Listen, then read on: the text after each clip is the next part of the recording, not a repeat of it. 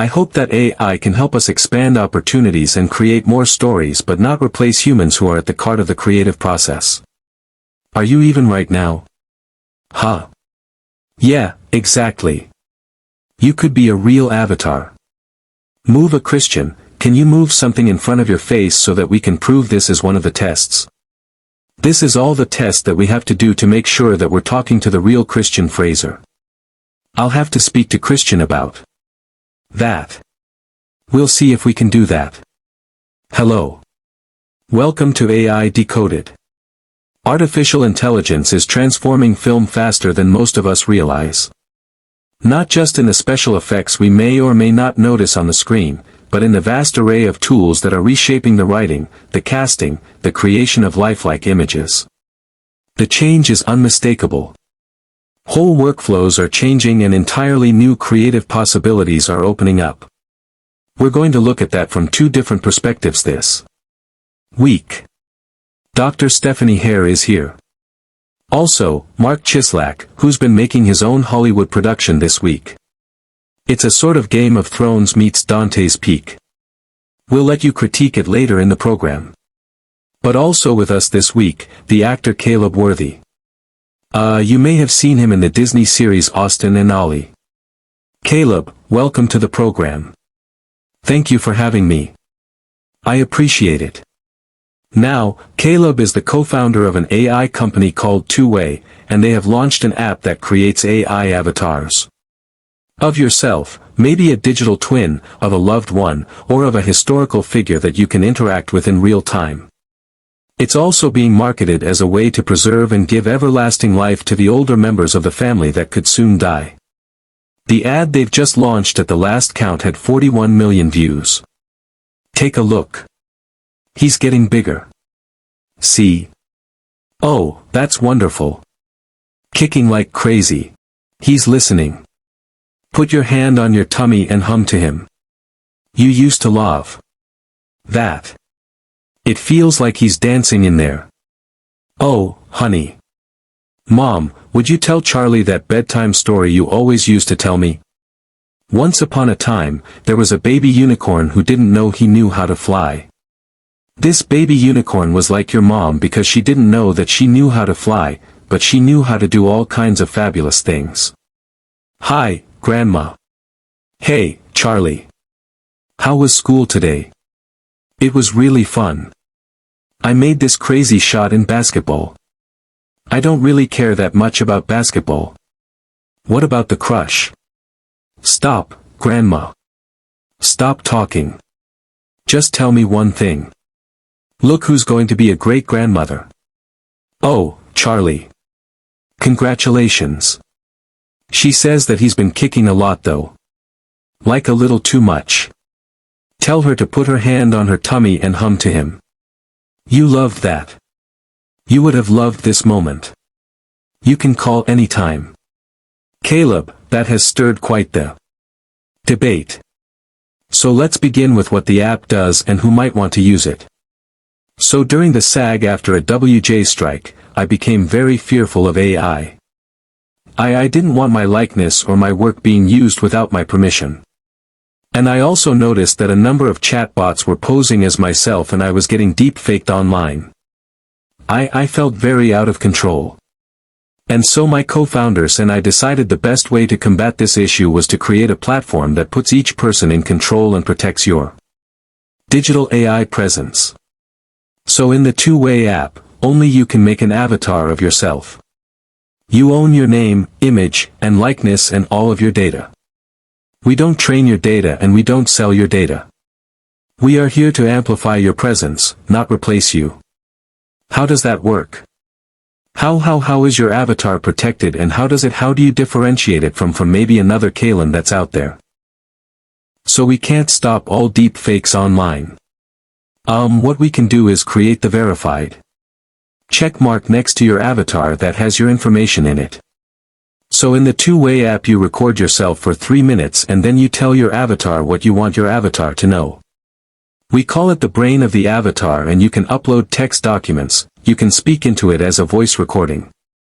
You can transcribe videos or podcasts. You can upload if you've written a book, you can upload that book on into your avatar's brain. And this means that it's a closed data set where it only accesses the information that you want it to know and nothing that you don't want it to know. So it does accurately represent who you are. And presumably from your perspective, you can commercialize that. Correct. Yeah, absolutely. Absolutely. I mean, so I have millions of followers on social media, but about 50% of the people that have watched the programs I've been on for the last 20 years are in countries where English isn't necessarily the first language they speak. And I've always felt very guilty because I can only speak English and a little bit of French because I'm Canadian. And, but I've always wanted the ability to be able to interact with my fan base, on a global scale in every language. Two-way provides that ability where I can now speak 80 different languages, speak in real time and communicate in my authentic voice but in their native language. Right. But the reason this has suddenly burst into the limelight, which is great for you, is that there's a lot. There's a whole conversation about talking to an avatar of the dead. Okay. Because that raises some really huge questions about consent, grief, and how we process grief and ethics, whether we want to be an eternal avatar over which when we're gone, we have no agency. So, how do you reassure people about that? Well, first of all, I understand that people have a fear of AI, and there's a lot of reasons to be afraid. To be frank, I'm afraid. That fear is probably what inspired us to develop this company in the first place. But just to be clear, you cannot create an avatar of anyone who has already passed on 2A because that person doesn't have agency over what their avatar says. We're not a grief-type platform. The value is not for the generation necessarily who's grieving the person who's passed. The value is really for the generations who would never have had a chance to meet that person. So, I created my avatar. I inserted all of this information and my thoughts, my perspectives, and life stories into its brain. And so when I do pass away, my great-great-great-grandchildren will be able to ask me questions and understand who I was. I would love to be able to go back to my ancestors 200 years ago who are in the UK, and ask them what it was like growing up in England in the year 1825.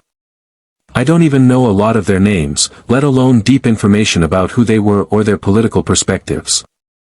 And as time goes on, we often forget these family stories and important information about our ancestry. But this platform provides an opportunity for us to tell our own story for generations to come. I can see real value in that.